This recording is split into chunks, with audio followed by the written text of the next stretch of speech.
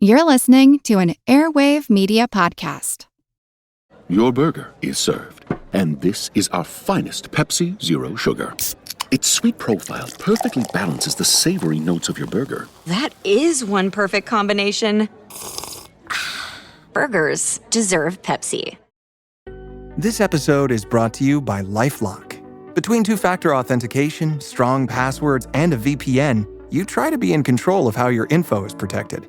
But many other places also have it, and they might not be as careful. That's why LifeLock monitors hundreds of millions of data points a second for threats. If your identity is stolen, they'll fix it, guaranteed, or your money back. Save up to 40% your first year. Visit lifelock.com/podcast for 40% off. Terms apply.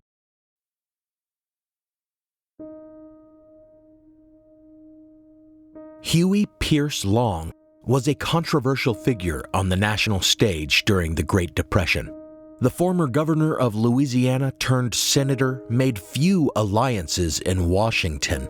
In fact, he had even moved to oppose the New Deal plan of the very popular President Franklin D. Roosevelt. And in 1935, he announced his candidacy for U.S. president, a campaign Democrats feared could divide support for Roosevelt.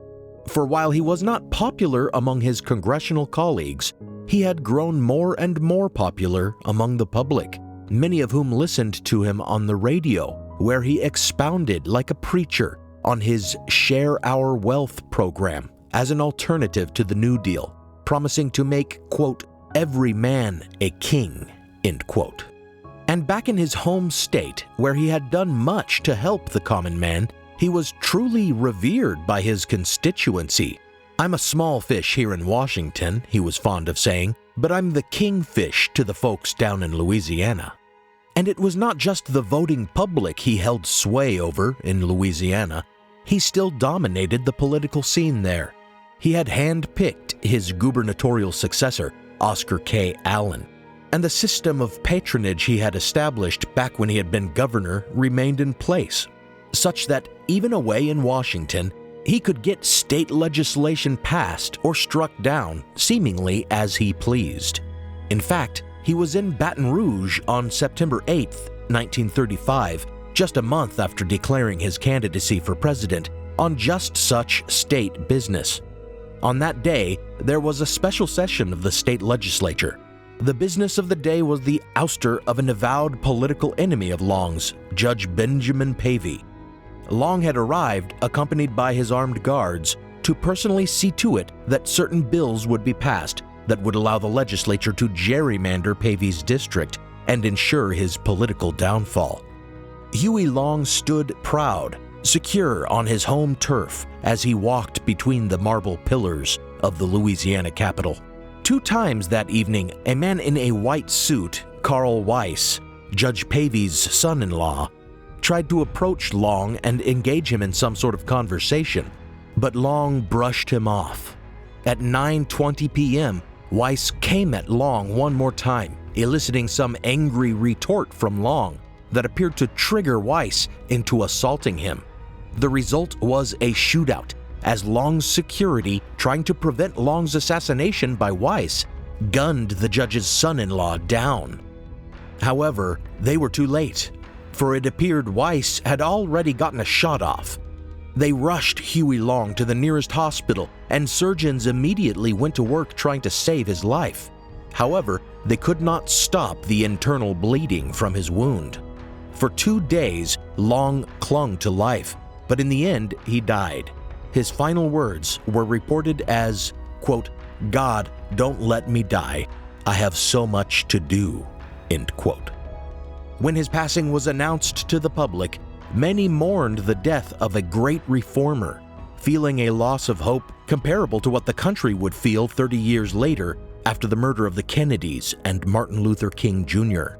Meanwhile, many others sighed with relief to be rid of a dangerous demagogue, an authoritarian whom many believed to be a homegrown fascist akin to Hitler. This is historical blindness.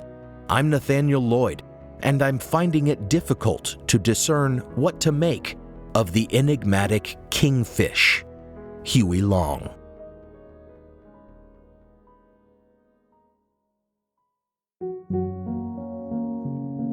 Before the episode, I want to thank my newest patrons, Andrew, Caitlin, and Kathleen. And special thanks to Louise, who I see increased her pledge amount to become a partner patron a while back. I really appreciate all my patrons. If you pledge on Patreon, you can get ad-free and exclusive episodes. I always release at the very least one minisode a month, but sometimes I'm able to do more than one.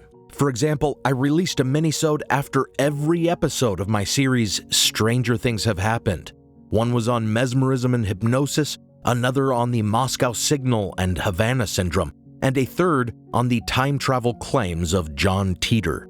Then, after the last episode, I re-released the first episode of the podcast, all about demagoguery and a 19th century nativist, with a short new intro. And I'm already planning a new blind spot to tie in with this episode. Patron feeds also get episodes early, and, as mentioned, their episodes are not interrupted by advertisements, or even this Patreon pitch. So visit patreon.com/historicalblindness and support the show, or support the show by making a one-time donation at historicalblindness.com/donate, or at the PayPal link in the show notes, or on Venmo at historicalblindness. Now, on with the episode.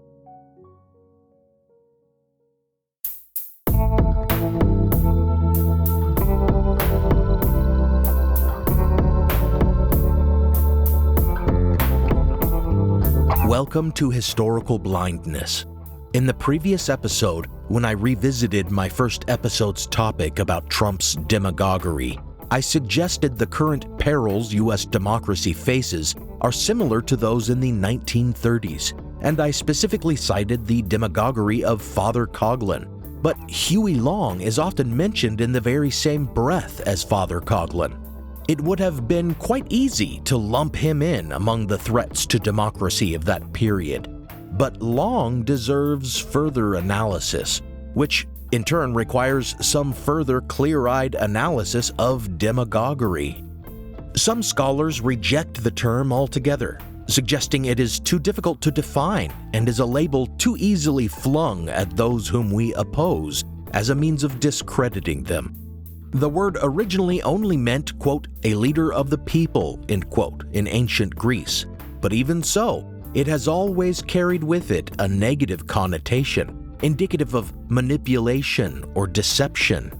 Today, however, we might recognize the validity and even the importance of certain radical political agitation that may not have been condoned in the past.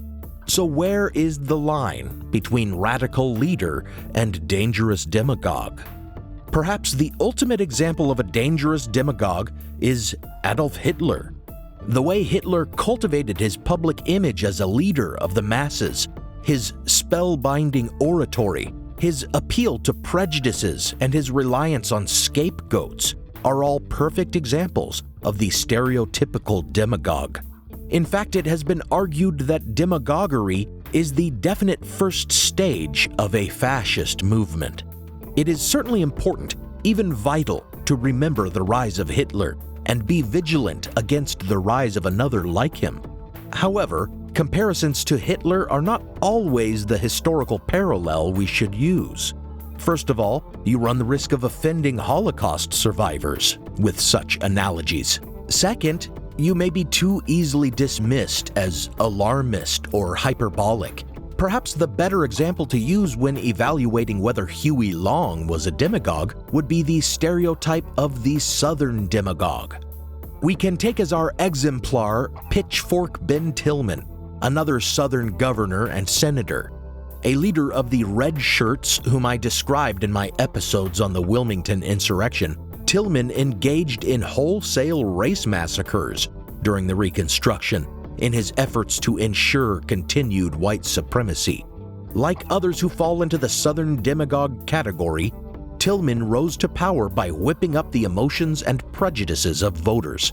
He exploited the hot-button issues, manipulating the discontent of a white agrarian culture and blaming all of their woes on the black citizens that he painted as their enemies. The demagogue cultivates his image as a champion of the downtrodden, when often he has never been one himself, as was the case with Tillman, who came from a wealthy, slave-owning family. The demagogue is charismatic in their speech-making, but it is the emptiness of their rhetoric that is more important, since great oratory is not a fault. The demagogue is no resolver of social problems. Rather, he distracts from problems with his scapegoating, and more often than not, race-baiting, as the demagogue's currency is prejudice and resentment. And finally, revealing that the demagogue cares more for his own elevation than serving those who raise him up. He is no keeper of promises, and he usually reveals himself to be corrupt, engaging in fraud, and betraying the principles of democracy to further his own empowerment. These attributes can be seen very clearly in Hitler and quite clearly in Pitchfork Ben Tillman and other Southern demagogues. But the question of this episode is, did the Kingfish meet these criteria? Huey Long grew up in a district of Louisiana that thrived on populist politics, and he appears to have learned much about the whipping up of crowds from politicians in the so-called People's Party, which appealed to farmers and rural laborers. Long always presented himself as being one of the working class, from a poor background, but in truth he was from an affluent family, most of whom were Democrats, the party of Jim Crow segregation and black disenfranchisement, until the party realignment that was underway during Long's lifetime. Here we seem to be checking a box in favor of demagogue, as Long cultivated his image as one of the common man, when in fact members of his own family, upset by his later politics, publicly contradicted his tales of growing up poor. However, self-presentation is an art form practiced by all politicians, especially today with their teams of public relations experts and publicists and media messaging strategists. Adopting a rustic persona and reinventing oneself to appeal to the public is almost a requirement of the job. Yes, it's disingenuous, but it's also maybe a commonplace evil in a world where all politicians show up to disaster areas with their shirt sleeves rolled up, as if they really intend to physically do anything beyond giving some prepared remarks. This alone we might dismiss as a matter of optics, a politician doing what politicians do. So let us search for further signs of demagoguery. He started his career as a lawyer, and even back then we can see his tendency to fight for the little guy, winning compensation for his clients from the enemy he would focus on throughout his political career, big corporations. His political career commenced with a position as Public Utilities Commissioner, in which role he again championed the less advantaged, supporting independent oil companies and taking on the behemoth Standard Oil. His critics will point out that he had a conflict of interest here, as he actually owned stock in the independent oil companies that he was helping. This assertion certainly paints Long as a corrupt and deceitful leader whose supposed principles only served his own ends. However, recent legal scholarship casts doubt on the long-held assumptions that Huey Long improperly profited from independent oil company profits. As it turns out, the stock shares in question in the independent Win or Lose Oil Company came into his possession years after he first began fighting for companies like them, even after he had left the governor's office. And regardless, in his work for the Utilities Commission, he not only fought for smaller companies, but also for the consumer, pushing for affordable rates. As will be seen, it may be difficult to argue that Huey Long was not corrupt, but to characterize all the genuinely beneficial reforms he pushed for as cynically self-serving is unfair.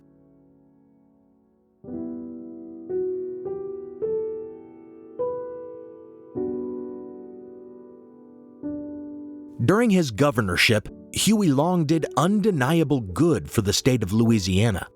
It is somewhat absurd to read his critics argue that he only exploited the poor and disadvantaged to to achieve power, but then concede that he did actually keep his promises and enact reforms that benefited them, but also claim that he only did so to hang on to his power. It's a bit like arguing that a certain saint does not deserve to be sainted because they only did all that charity work and performed all those miracles in an effort to become a saint. It's rather hard to discern the purity of one's motives, since we judge by their actions. In office, Huey Long enacted so many reforms they became known as the Long Revolution, and the reforms would be considered progressive even by today's standards. He pulled the state out of its depression nosedive with broad infrastructure projects that vastly improved employment.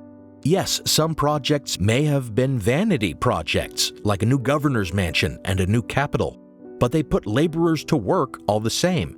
And most projects were not, including the construction of a new seawall and spillway to shield New Orleans from flooding, improvements to that city's port and warehouses, a new airport, numerous bridges and railroads, and almost 4,000 miles of newly paved roads, a record at the time for a state in the Deep South. Beyond these projects, he built new healthcare facilities and fought for more sanitary and compassionate mental health facilities. In education, he allocated funding to improve school facilities and provide free textbooks, and increased enrollment in public schools. He also established night schools and managed to significantly reduce adult illiteracy in Louisiana. Those who call him a demagogue argue that he only helped all these people in order to serve himself, but he actually did much to empower local government over big government, which would seemingly reduce his own power. If demagogues don't keep their promises and are in the business of distracting from real-world social issues by blaming scapegoats, Huey Long doesn't fit the bill. He drew attention to real social ills and enacted concrete programs to alleviate them. The enemies he vilified were the extremely wealthy and large corporations, validly pointing out a concern that we must recognize has only gotten more concerning, that many of society's ills derive from the distribution of wealth. It causes one to ponder, can it really be called scapegoating if you are accurately casting blame?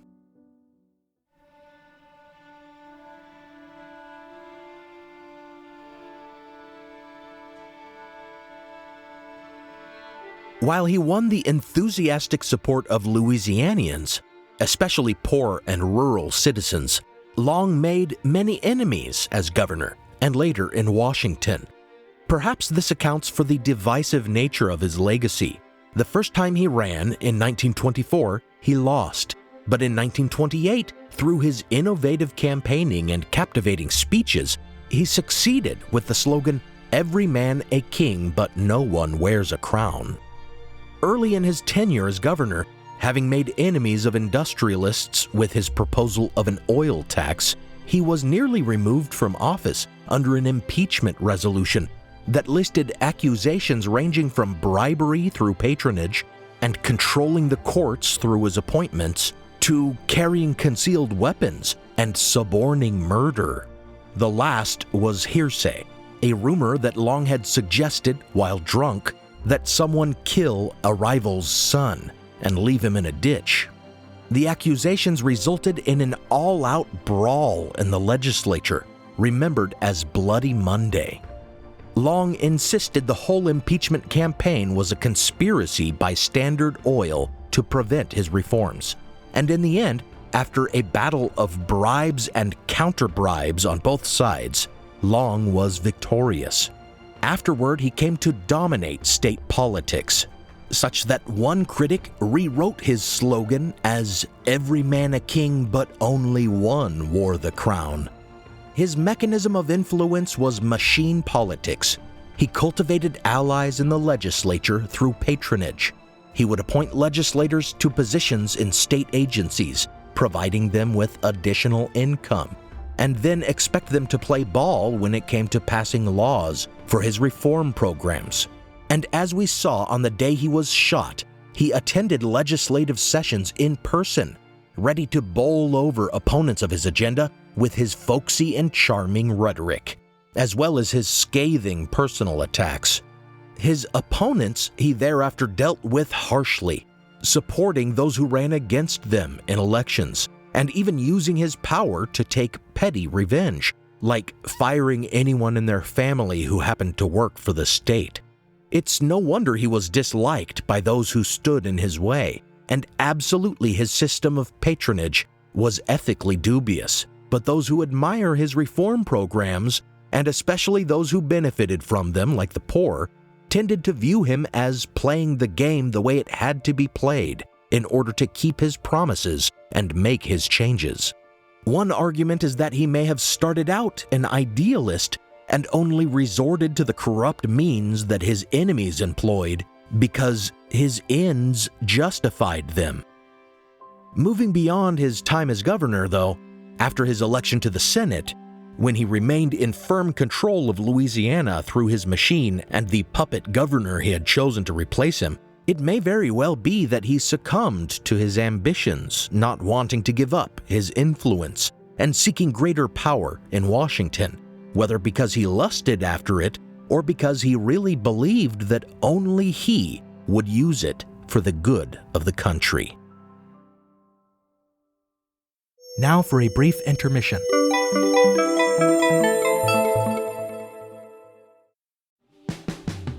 Every summer, I'm careful to avoid getting burned. My summer plans always include applying sunscreen so I can attend barbecues and protests without worrying about getting scorched. And when I make my plans by making phone calls, I also don't want to get burned by an outrageous wireless bill. That's why I switched to a Mint Mobile plan and saved enough to take a summer vacation. With Mint, I found no difference in speed or coverage, just a big difference in cost. And right now you can switch to a Mint wireless plan like me to avoid sweating those surprise charges and overages. You'll just be chillin' with Mint's offer of 3 months premium service on the nation's largest 5G network for just $15 a month. With high-speed data and unlimited talk and text, it might just be the coolest thing happening this summer. This year, skip breaking a sweat and breaking the bank. Get this new customer offer and your 3-month unlimited wireless plan for just $15 a month at mintmobile.com/blindness. That's mintmobile.com/blindness. Upfront payment of $45 required, equivalent to $15 a month. Limited time new customer offer for first 3 months only. Speeds may slow above 35 gigabytes on unlimited plan. Taxes and fees extra. See Mint Mobile for details. As listeners of Historical Blindness, you're no strangers to the fact that history is a lens through which we can better understand the present. Or as Shakespeare put it, what's past is prologue. History is the indispensable context without which we cannot hope to truly understand current events. You understand that, and so do the creators of the American Scandal podcast. Every season, they immerse listeners in the biggest controversies in U.S. history, helping us understand America's dark side and learn from its troubled past. Its latest season, Ruby Ridge Standoff, delves into an incident that sowed the seeds for the rise of the modern radical right. It transports you to 1992, where in a remote corner of Idaho, federal law enforcement surround a small cabin. They've come for Randy Weaver, a survivalist who took his family to the mountains in anticipation of the apocalypse. A simple weapons charge brought the agents here, but the situation is about to explode into a deadly and tragic standoff that will later become a rallying cry for far-right extremists, fueling distrust and violent anti-government sentiment for decades. Follow American Scandal on the Wondery app or wherever you get your podcasts. You can binge all episodes of American Scandal's Ruby Ridge Standoff early and ad-free right now on Wondery Plus. This episode is brought to you by Liquid IV. In heart-pumping moments, you need hydration that can keep up. That's where Liquid IV comes in, scientifically formulated to quickly replenish electrolytes and fluids lost from your well-earned sweat session. Hydrate your favorite mode of movement with Liquid IV, made with triple the electrolytes of the leading sports drink, plus 8 vitamins and nutrients, also available and sugar-free. Tear, pour, live more. Visit liquidiv.com to learn more. Now, back to the show.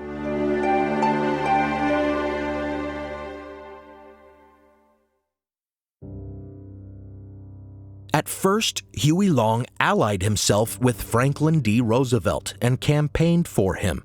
But eventually he turned on the president, opposing his New Deal programs as not doing enough to resolve the hardships of the Depression.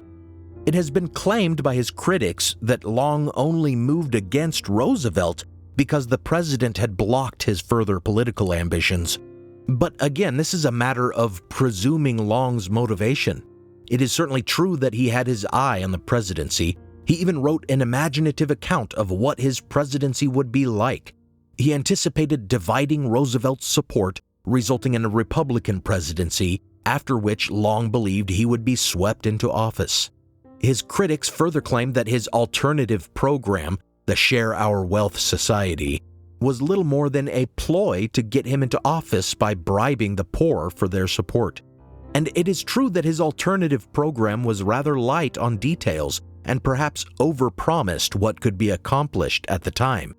But looking at it in a modern light, Huey Long was advocating for many reforms that were ahead of his time. He spoke about the richest 2% owning far too much of the wealth, and he proposed capping wealth and redistributing it to the poverty-stricken. According to the tables which we have assembled, it is our estimate that 4% of the American people own 85% of the wealth of America, and that over 70% of the people of America don't own enough to pay the debts that they owe. How many men ever went to a barbecue and would let one man take off the table what's intended for 9/10 of the people to eat? The only way you'll ever be able to feed the balance of the people is to make that man come back and bring back some of that grub he ain't got no business with. He wanted to enact a temporary moratorium on debt during the economic crisis, a policy that was recently enacted under the Trump administration and furthered under Biden to provide relief during the pandemic. But more than that, Long pushed for universal health care, free college education, and a universal basic income. None shall be too big, none shall be too poor, none shall work too much, none shall be idle. No luxurious mansions empty, none walking the streets, none impoverished, none in pestilence, none in want, but in the land blessed by the smile of the Creator, with everything to be consumed, to be eaten, to be worn, that America will become a land sharing the fruits of the land, not for the favored few, not to satisfy greed, but that all may live in a land in which the Lord has provided an abundance sufficient for the luxury and convenience of the people in general, I think. All of these proposals are still advocated for by progressive reformers today. So perhaps Long's program was not the transparent ploy that some historians have claimed. Certainly Roosevelt recognized the appeal of it, as he came to view Long as, quote, one of the two most dangerous men in America, end quote, the other being General Douglas MacArthur. To address this threat, Roosevelt sicked his IRS on Long, putting his finances under the microscope in an effort to bring him down, and played Long's own patronage game against him, declaring, quote, anybody working for Huey Long is not working for us, end quote. Roosevelt recognized not only Long's threat to his presidency and to his New Deal programs, almost certainly Roosevelt's assessment of Long as a danger reflected the belief common among Long's critics that he was a fascist. Indeed, many were the comparisons of Long to Hitler. One New Dealer called him, quote, the Hitler of one of our sovereign states, end quote. And one journalist suggested Long could possibly, quote, Hitlerize America, end quote. American communists called him, quote, Louisiana's Hitler, end quote, and described him as, quote, the personification of the fascist menace in the United States, end quote. Domestic sympathizers of fascism said he was, quote, the nearest approach to a national fascist leader, end quote. Even Huey's own brother said he was, quote, trying to be a Hitler, end quote. And some historians and biographers have immortalized this view of him. But was it accurate?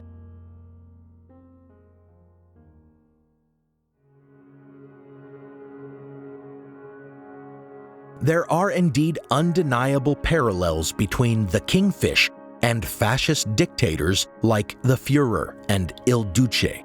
They all rose to power in the wake of the Great Depression, taking advantage of the public's dissatisfaction with an ineffective government. They were all mesmerizing orators and master propagandists.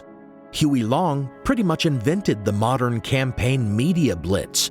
He was the first to outfit a truck with speakers and have it driven through the streets to encourage people to attend his rallies. And he was the first politician to use radio for national addresses, a practice that both FDR and Hitler later took up.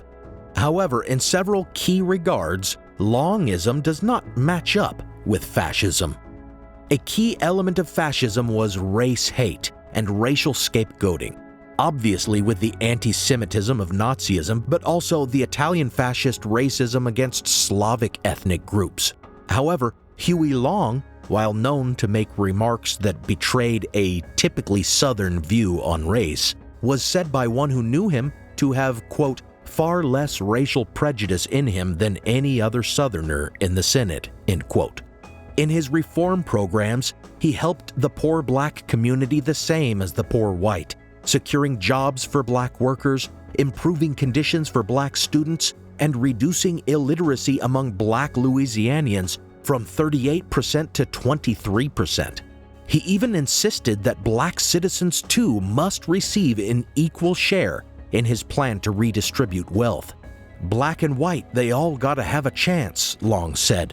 They gotta have a home, a job, and a decent education for their children. As for anti-Semitism, despite working with some rabid anti-Semites like Gerald L.K. Smith, Long himself was not anti-Semitic, having close Jewish friends and allies, one of whom, Abe Shushan, he honored by naming the new airport in New Orleans after him. Beyond these differentiations, there's the fact that Long's politics were simply too far left to be considered fascist. You'll hear some ill-informed people claim that fascism and Nazism were leftist movements, for the simple reason that Nazism was short for National Socialism. But Hitler was never a leftist or socialist. He used the term to gather broad support, but he explicitly said that he was redefining the word. In 1923, he said, quote, I shall take socialism away from the socialists, end quote. Very quickly, his party revealed itself as a far-right movement, and that is how fascism is always and has always been characterized, despite what some who fear the far left might claim today. Nazism and Italian fascism both rose in clear opposition to communism. Now, Huey Long presented himself and his share the wealth proposals as an alternative to communism, but his proposals were certainly far too socialist to be considered fascist today, especially since, when he had power, he did not forget about the people to whom he had made promises, as Hitler did, but rather delivered reforms to improve their condition.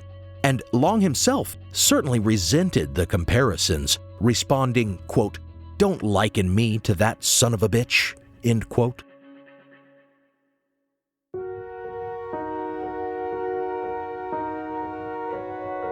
While Huey Long was no fascist, the further argument is that he at least had authoritarian tendencies.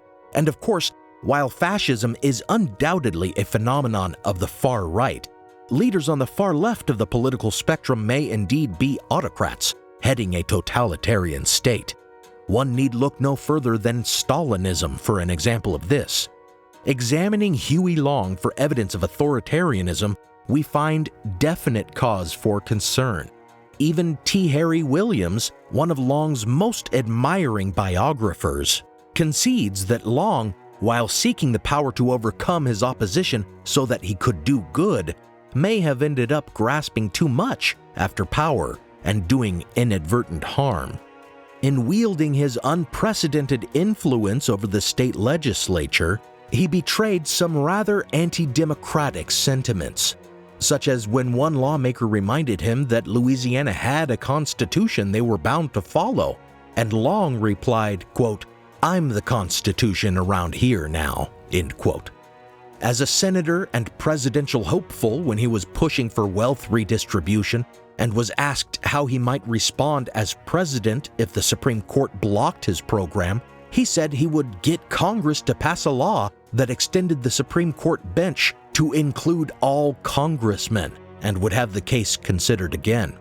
While I acknowledge and even distrust and denounce the counter-majoritarian nature of the Supreme Court, especially today as an openly partisan and extreme right bench rolls back civil rights, what Long was proposing, effectively merging the judicial and legislative branches of government, was not just unrealistic but extremely dangerous. While these remarks and Long's unprecedented influence over every aspect of the government in Louisiana may be indicative of some anti-democratic tendencies, when we hold up Louisiana under his auspices to scholarly criteria for a totalitarian regime, we find that it doesn't quite fit.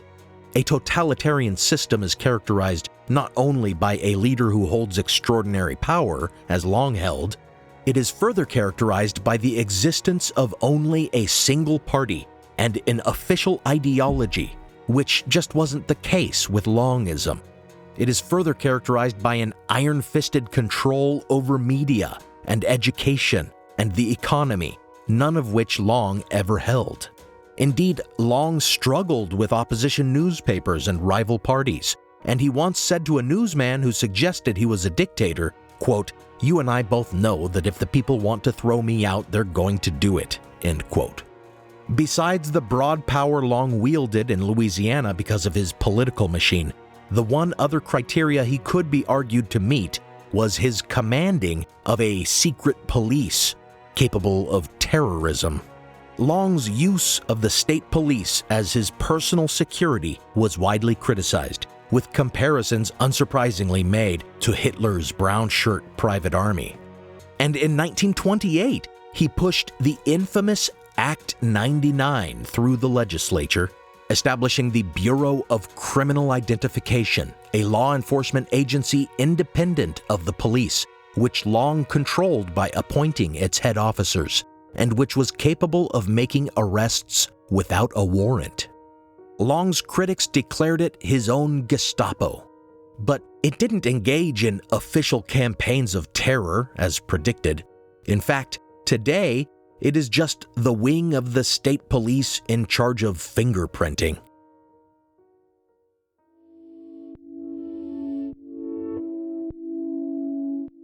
When Long first established this bureau, the BCI, it was specifically to investigate a number of armed militia groups that had formed in opposition to him and which had engaged in criminal violence and armed insurrection. These groups were, like so many others then and today, openly racist, overtly likening themselves to white supremacist movements like those that enacted reigns of terror all over the South during Reconstruction, much like those I described in my series, The Coup on Cape Fear. These groups were responsible for death threats, not only to Huey Long but also to the Long supportive administration, headed by Long's successor as governor, Oscar K. Allen. They attempted arson on more than one occasion, and once even took a pot shot at Long's home in New Orleans. At one point, when, during a recount for a voter referendum on some constitutional amendments, Governor Allen declared martial law, necessitating that the recount occur under armed guard, many cried fraud. But the clear reason that Allen had to call in the National Guard that day was that these militia agitators had staged an armed rebellion in the district where the recount was occurring. Hundreds of armed members of the opposition militia group calling itself the Square Deal Association had stormed the East Baton Rouge Parish Courthouse.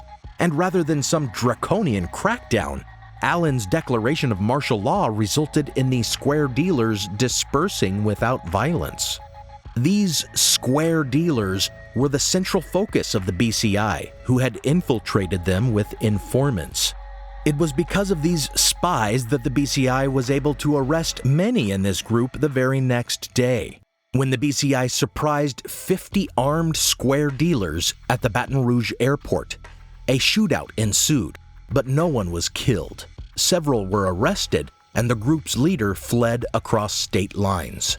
The informants that the BCI had among these opposition groups also provided information on meeting locations, at some of which Long stated they had recorded evidence of murder plots. Ever the purveyor of political spectacle, Huey Long dramatically read the minutes of these meetings on the Senate floor.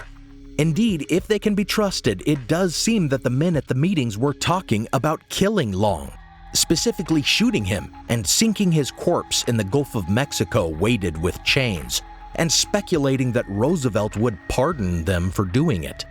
Whether this was idle talk or earnest plotting remains unclear, but all this seems enough to warrant Long's security details and the establishment of the Special Investigative Force, even if it does not excuse the unconstitutional granting of unlawful search and seizure powers.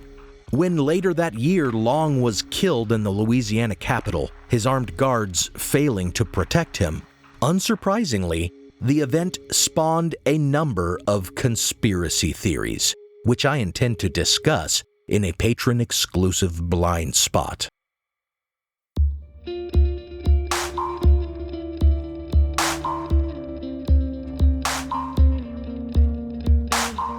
The figure of the Kingfish, Huey Long, is hotly contested by biographers and historians who variously call him a hero or a despot, a champion of the people, or a demagogue.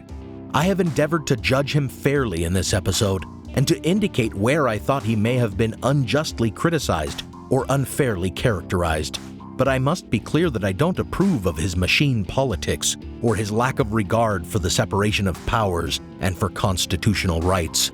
I think that his plan for the redistribution of wealth, while admirable in many regards, was simplistic and unrealistic as outlined, and likely a calculated attempt to steal the New Deal thunder and help him realize his designs on the presidency. I think Long actually showed his lack of support for the working classes in numerous ways, such as his lack of support for labor unions, his failure to push for a minimum wage law in Louisiana, and his opposition to the ratification of the federal child labor amendment. Nevertheless, one cannot help but wonder what concrete beneficial reforms he might have managed to achieve as president. On the other hand, while Long may not fit many of the criteria of a demagogue or a fascist, when we apply the same criteria to Donald Trump, an unsettling conclusion must be drawn. Huey Long kept his promises to the people who supported him, whereas Trump, who made concrete promises such as investing $550 billion in infrastructure, bringing back U.S. manufacturing jobs, guaranteeing 6 weeks paid maternity leave, and generally improving the economy, healthcare, and education, did not keep the promises he campaigned on. He was carried into office largely by poor, rural whites, convincing them that he was fighting for them. But inequality only deepened when Trump was in power. Huey Long did not distract from real issues by race baiting, as is common of demagogues and fascists. But Donald Trump ran on hate for immigrants, specifically Latin American migrants and Muslims. And since that time, He has made his political opponents and the media into his constant scapegoats, blaming the left and fake news whenever his corruption is revealed. Huey Long was regularly accused of corruption and graft, and after his death, those who inherited his political machine were definitively caught using it in corrupt ways to enrich themselves. But try as his critics might to posthumously link their crimes to him, Long has remained unimplicated in their crimes. Conversely, Trump ran on draining the swamp, or ridding Washington of corruption, while acting as corruptly as any president before him, or worse, conning donors to his campaign and his defense fund out of hundreds of millions, and flagrantly enriching himself through the powers of his office. He is a compelling, if buffoonish and overdramatic speaker, as was Long, and as was Hitler. And he certainly benefits from propaganda in conservative news media and through online disinformation campaigns. While Long was a progressive populist and used his control of law enforcement to combat lawless militia groups, Trump has proven himself a far-right extremist, far closer on the political spectrum to textbook fascism. And his apparent personal command of white supremacist anti-government paramilitary goon squads like the Oath Keepers and the Proud Boys serves as a far more apt comparison to Hitler's brown shirts and Mussolini's black shirts, and they have proven themselves more prepared to engage in terror campaigns. As I acknowledged at the beginning of this episode, comparisons to Hitler and fascism can often be viewed as offensive or alarmist or hyperbolic, and I do not make the comparison lightly. I've laid out the criteria and considered it thoughtfully, as you've seen. At a certain point, after comparing how something looks and how it swims and how it quacks, you've just got to admit when it passes the duck test.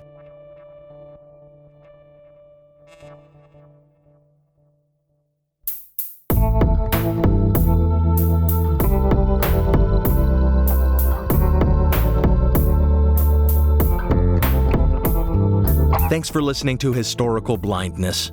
As always, thanks go out to my partner patrons, Diane Lane, Robert, Joe, Devlin, Jessica, Fred from Colorado, keep Colorado an abortion access haven with LGBTQ legal protection, Robin N., Mateo, Katie, Terry, Rebecca, Dawn, Eunice, Juliet, Jonathan, Joshua, Logan, Lily, Sean Munger, John, and Louise.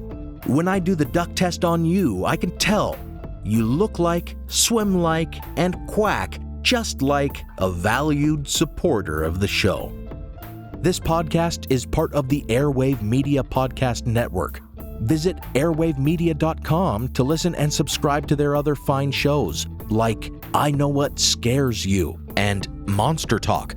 Some music on this episode is copyright Alex Kish. Visit alexkishmusic.com and contact him to get compositions for your own projects. Additional music from Kai Engel and from Kevin MacLeod, licensed under a Creative Commons Attribution license. Check out the show notes for a list of the tracks used. You can support the show by pledging on Patreon or on PayPal. Find those links in the show notes. Until next time, remember, just as public figures today may be lauded on one cable news network and vilified on another, the same is true of historical figures, and you may need to look further into their lives and times to draw a more balanced conclusion about their characters. We all need to perform the duck test for ourselves, or as I like to say, go duck yourself. No, that sounds bad. I'm hearing it now.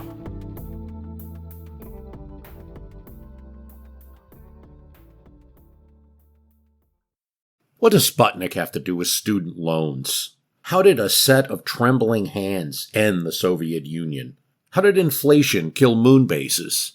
And how did a former president decide to run for a second non-consecutive term? These are among the topics we deal with on the My History Can Beat Up Your Politics podcast. We tell stories of history that relate to today's news events. Give a listen. My History Can Beat Up Your Politics wherever you get podcasts. Spend less time staying in the know about all things gaming and more time actually watching and playing what you want with the IGN Daily Update podcast. All you need is a few minutes to hear the latest from IGN on the world of video games, movies, and television with news, previews, and reviews. So listen and subscribe to the IGN Daily Update wherever you get your podcasts. That's the IGN Daily Update wherever you get your podcasts.